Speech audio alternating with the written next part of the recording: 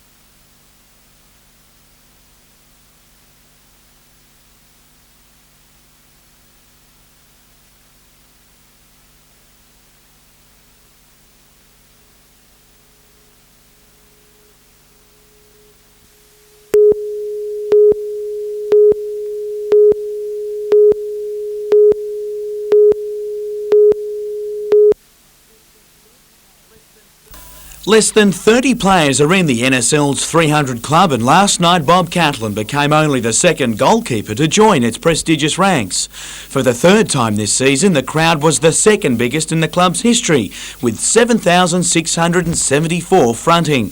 There wasn't much to cheer about early as the match became one of defence, with chances to score at a premium, but late in the half there were signs of Newcastle breaking the force.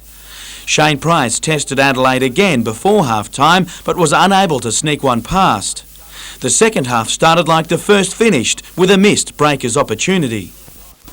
Willed on by a vocal hometown crowd, the Breakers tried yet again, with Mark Wilson beating some slack Adelaide defence and allowing Brad Widgerek to pounce for the match winner. Wilson almost grabbed one for himself, but it was Bob Catlin who ensured 3 competition points for Newcastle with a trademark save. Newcastle 1-0 winners. Some games comes down to an arm wrestle and you just got to be prepared to fight. We pinched the goal that counted at the end of the day, but overall it was good to get points at home. The Breakers play Adelaide again on Wednesday before backing up against South Melbourne next weekend.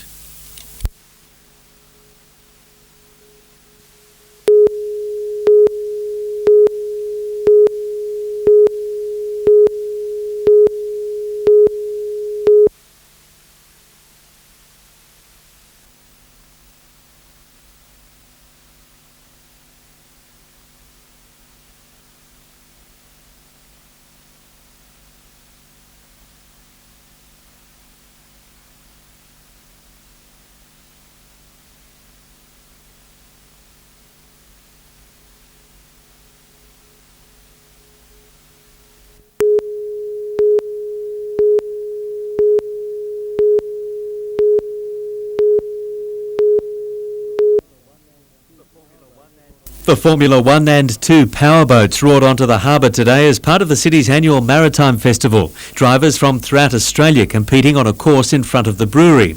As crowds swelled in the brilliant sunshine, an event with a different pace got underway, more than 500 people taking part in the Cross the Harbour swim.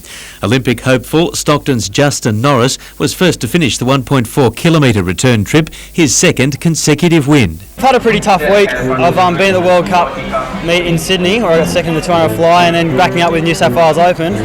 I've really only had yesterday off all week, so it's been a full week and it's been hard, but it's been fun. Newcastle's Heidi Crawford celebrated her 18th birthday, being the first woman home.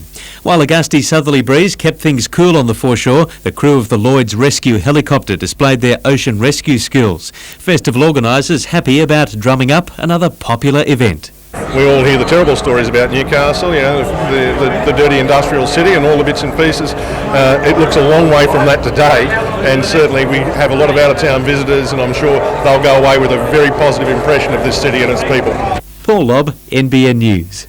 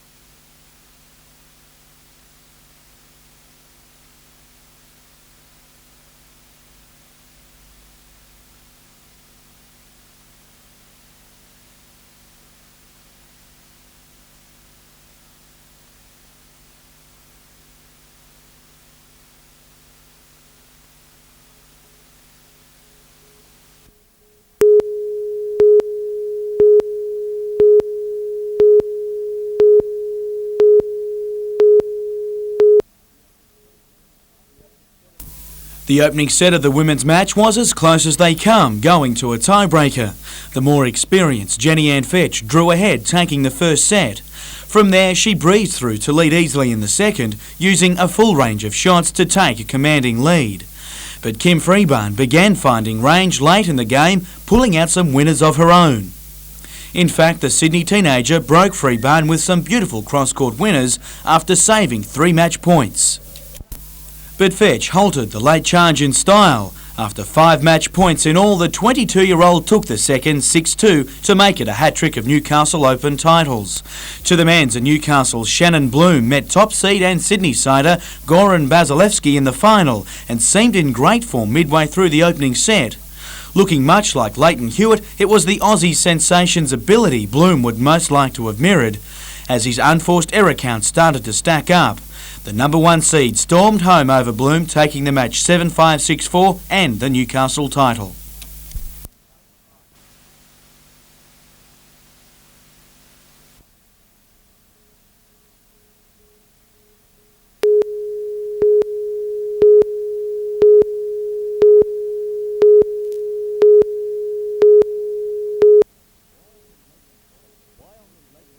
Wyong and Lake Macquarie councils, along with the state government, are adopting the theory that prevention is better than the cure. Together they wish to prevent sediment pollution from water catchments in the area finding its way to one of the state's most popular stretches of water, resulting in algal blooms and stale water. Well, the major problem is the amount of sediments and nutrients that run into the lake from the catchment. As an example, there's estimated to be between 60 and 70,000 tonnes of sediment a year going into Lake Macquarie. Now, prior to European development, that was about 6,000 tonnes. And different parts of the lake suffer from different kinds of pollution, which means that a study into the cause rather than the effect is necessary to combat the problem. It's a 3-year project which is expected to cost more than $12 million. Many of the estuary programs throughout the world concentrate on the lake to find then that later on, in 10 years' time, the problem's back to where they started. Work is expected to start around Fennell and Edmund Bays in the next 12 months. Adam Harper, NBN News.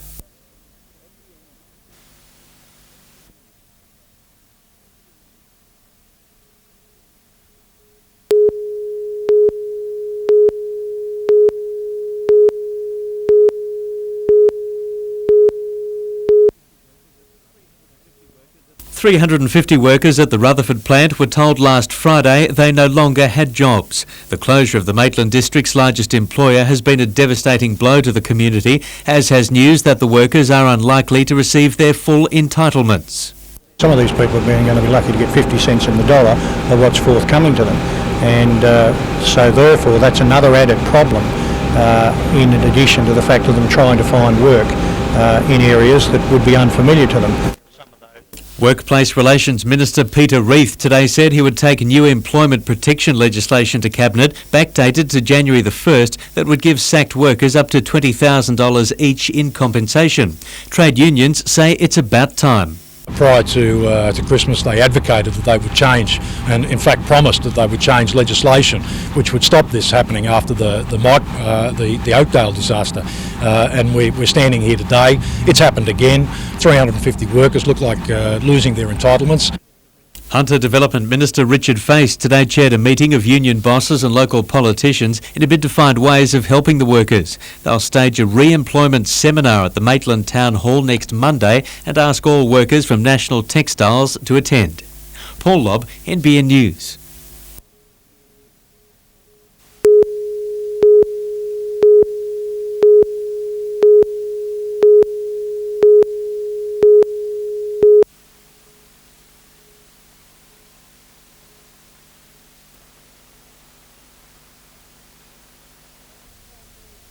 It's a club where people will come for friendship and for more education about stroke and to have a hell of a lot of fun.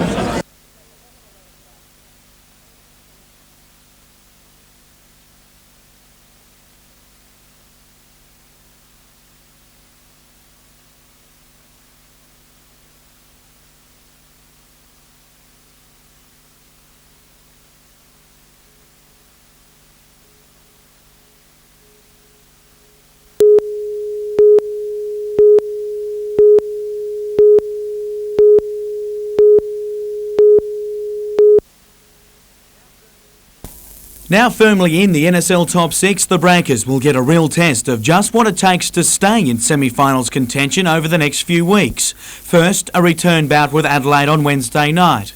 while Newcastle then meet Premier South Melbourne on Sunday and the following Wednesday. We've got to handle this five games in 14 days very smartly, and I'm looking to add some new faces that are going to give us some more enthusiasm and keep the enthusiasm in the team at the highest possible ebb.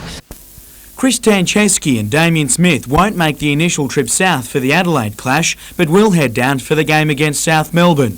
Travis Dodd and Luke Tomic return to the side for Wednesday's game in what will be the start of an interesting juggling act over the next few weeks. Again, it's going to be horses for courses too. I'm not going to drop people that I don't think can do the job against Adelaide. I'm going to play the team that I think can beat Adelaide, and then I'll play the team that I think can beat South Melbourne.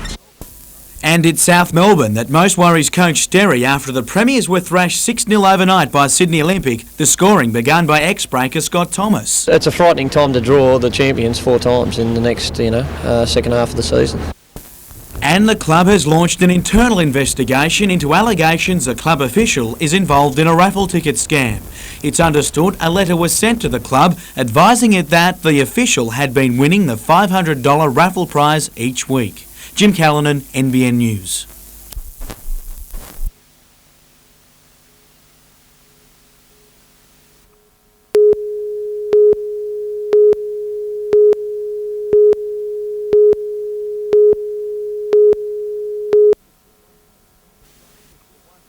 Suspended for 1 week, Travis Dodd was forced to sit and watch Newcastle beat his old Adelaide club on Friday night without him, but he's only had to wait 1 week to get a second chance.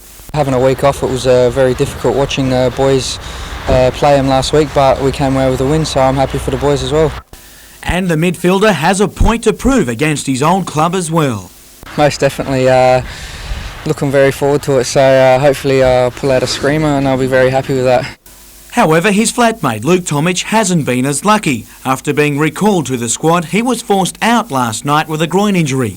Chris Tancheski retained in the 14 that flew out today for Adelaide. The club has hit new heights in recent weeks, now sitting equal third in the NSL. But players know they can't let their heads hit the clouds as well. We are equal third, so the boys are pretty pumped up about that. But as I said, we've still got a long way of the season to go. Newcastle play the Force tomorrow night, then take on South Melbourne on Sunday before meeting the Premiers again 3 days later, this time at home.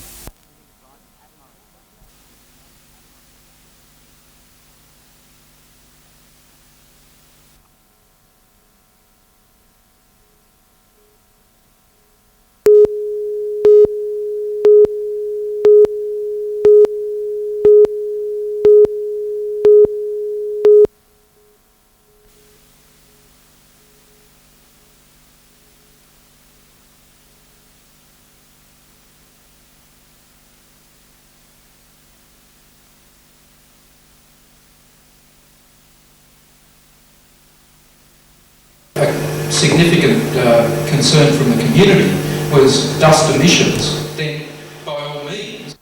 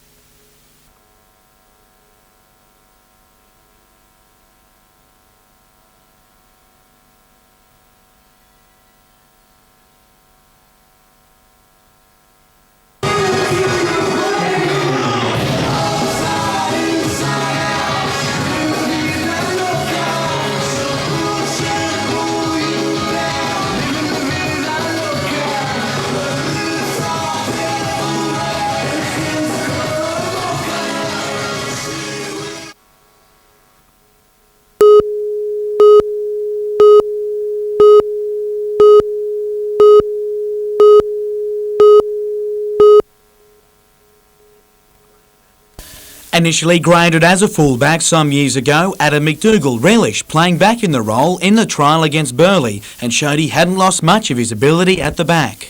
Personally, I feel I'm a little bit more effective when I can get more involved, and sort of the modern game on the wing, you're sort of waiting for the other guys to sort of provide you with the ball, but at fullback you can provide your own opportunities, so I enjoyed it.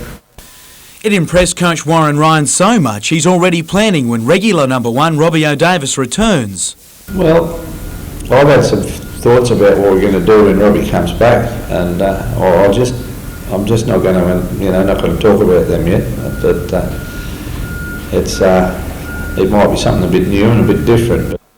O'Davis looks set to return in round 2, but has to wait for a clearance. But everybody other than Robbie looks like a very doubtful starter.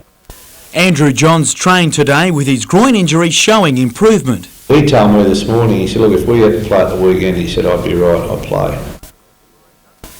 One thing that Ryan doesn't want to see at the season opener is touch judges entering the field of play to assist with play-the-ball rulings. It was trialled also at the weekend, but Newcastle think it can be done away with in the regular season. He's going to get in the way, and not only is he going to get in the way, they're going to make sure he gets in the way. They're trying to fix something that they probably can't fix. Jim Callanan, NBN News.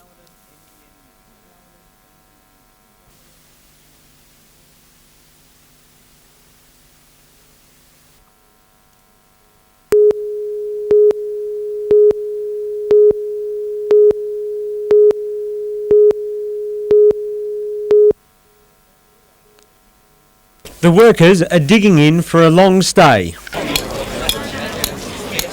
With $7 million in redundancy entitlements still outstanding, they set up the picket to protect the assets that will be sold off to pay them. Nothing will come into this place or nothing will go out of this place other than what is approved by us. The paychecks handed out for money, which should be in the bank by Thursday, will be the last workers will see until leave and super payments are made at the end of next month. As the union worked today to calculate each individual's redundancy entitlement, it responded sharply to Peter Reith's announcement that workers could be guaranteed up to $20,000. For some of these workers who you've seen here today, that will be only a quarter of what they're entitled to, and it is a total disgrace. After delegates met with the administrator, workers queued at the gate for their personal effects. Do you want anything out of your lockers? There's only letting groups go together that belong into one section. Walking in fours, they were accompanied onto the property by security guards. It's like we're criminals. I mean, we're not going to pinch anything. We've got nothing in there to pinch. The sacked workers will have to get used to waiting. Creditors won't meet until Friday to determine what's left to pay redundancies, and any assistance from the federal government could take weeks. David McElwain, NBN News.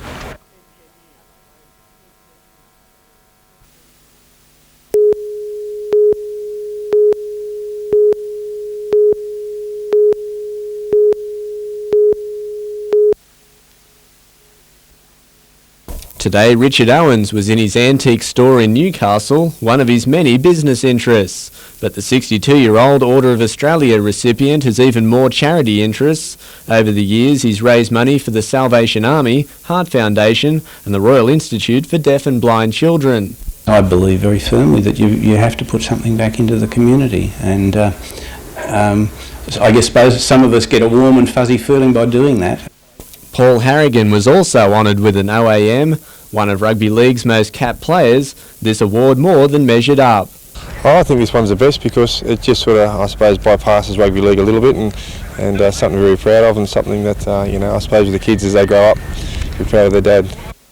Joining him was Hunter-born Australian cricket captain Belinda Clark, local war historian David Dial, Charles Cowper for services to veterans and their families, Robert Finance for service to hockey, and Daphne Unicum for service to the Hunter community.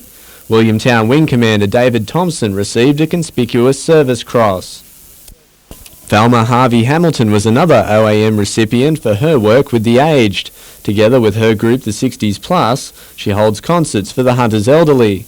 Today there was a special performance for friends. I love what I do, and I think if you love what you do, and you do it very well then.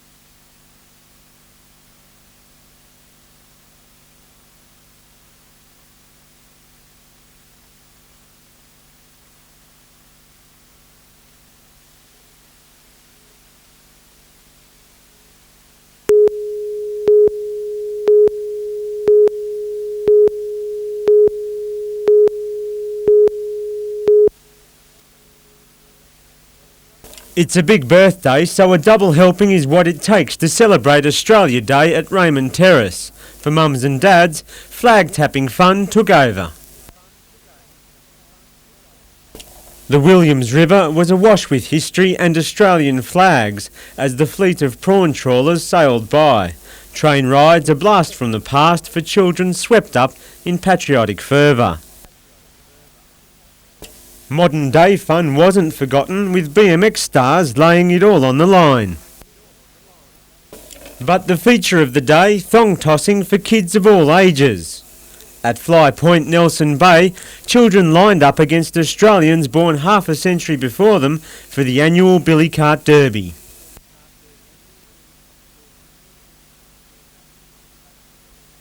Action on the track brought fans from everywhere, and there were close shaves aplenty, though one car, built more for show than go, cut it a little bit close. Children were the centre of activities throughout Port Stephens, but at the end of it all, what does Australia Day mean to them? It's a time to have lots of fun. Celebrate. It's very good. Gonna get my arms painted. Having fun. Australia. It's great. He's shy.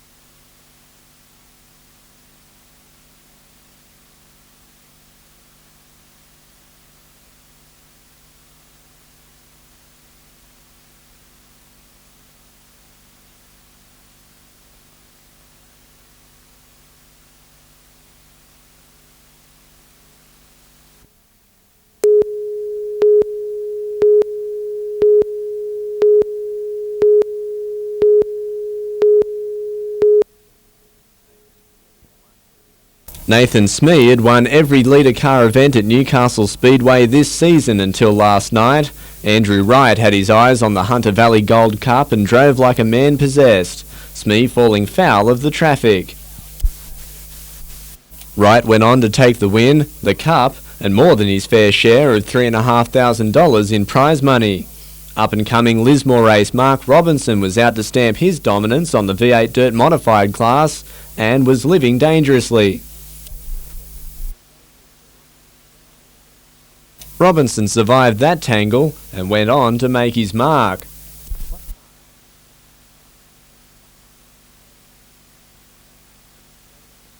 The bash and crash only continued, Lismore's Robbie Schofield taking the win and showing why it's always good to be well in front going into the final corner.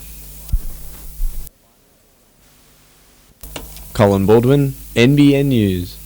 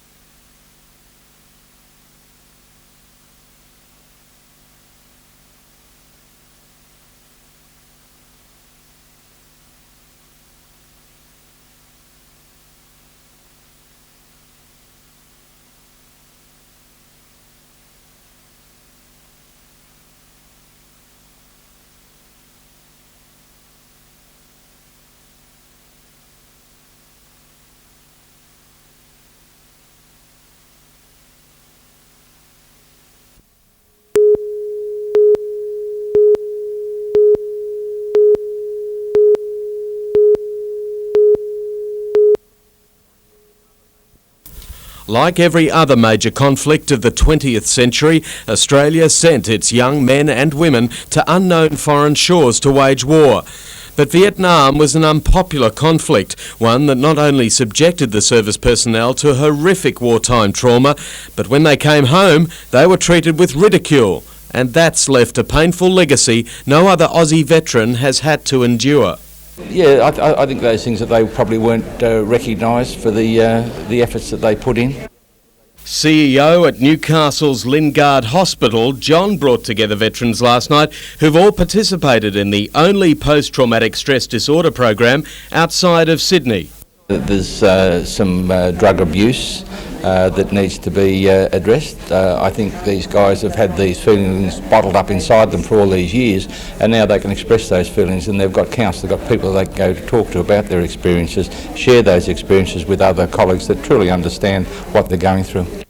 Among the familiar faces in the crowd, little Patty, who was the Kylie Minogue of her time. She was among the first draft of Australian personalities to entertain the troops back in '67, at the ripe age of 17. So we just didn't know what we were going into. Travelling with Cole Joy, Patty and the boys were never far from the front line. We were very close to the front line, particularly the day we went to Nui Dat, because that's that very famous day when the Battle of Long Tan began. We were evacuated very safely, but of course a lot of our Australian fellas didn't come back.